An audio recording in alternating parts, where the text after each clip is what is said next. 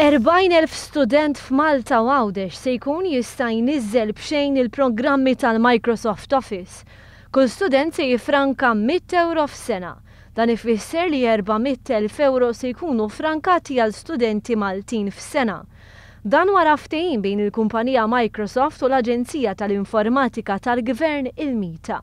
L-iskema tħabbret waqt konferenza tal-aħbarijiet fl-iskola primarja San Bastian Hal-Ormi fil-preżenza tal-Prim Ministru Joseph Muscat, il-Ministru għall-Edukazzjoni Evarist Bartolo u s-Segretarju Parlamentari għall-Kompetittività u t-Tkabbir Ekonomiku Edward Zammit-Lewis.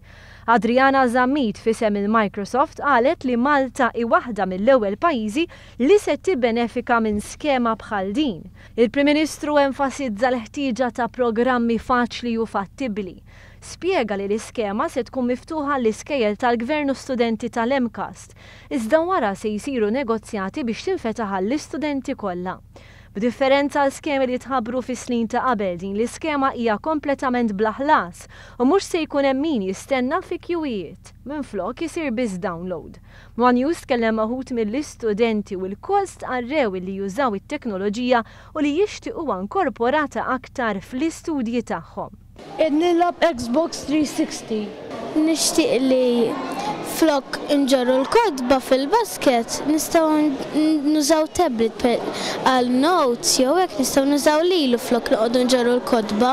Taf x'inhu l-iskop hekk ta' dan ir-robot u x'kapaċi jagħmel? Kapaċi li jħoss dax ismu bis-sensor.